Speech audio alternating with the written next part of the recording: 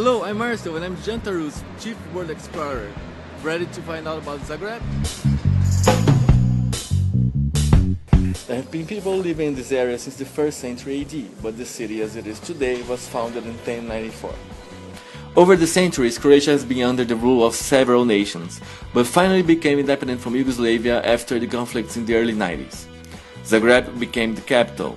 Croatia is part of the European Union since July 2013. Zagreb is great to walk at. It has enough flat areas for people to walk without effort and a few hills just high enough to give us a great view of the city. By law, it's not permitted to build anything taller than 9 stories here. This means there's plenty of sky for you to enjoy. Most of the older buildings are still around and looking great.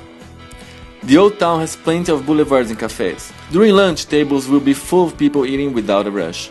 There are also plenty of shops where you'll find almost anything you need. Croatia hasn't adopted the euro. The currency here is the kuna. There are only a few currencies that banks and exchange offices work with in Zagreb, so be on the safe side and bring dollars, euro or a credit card. The power outlets here use the continental European plugs. Don't forget to buy an adapter. The Croatian language uses several letters other languages don't use.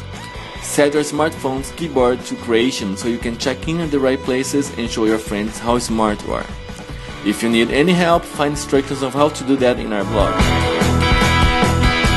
Your first stop must be Banja Luka Square, where all the bus and tram lines meet. From there, you can easily walk to the Zagreb Cathedral and the city market. Walk a little bit more uphill and get to the Kamenita Ulica, the stone gates, to St. Mark's Church and the Croatian Parliament.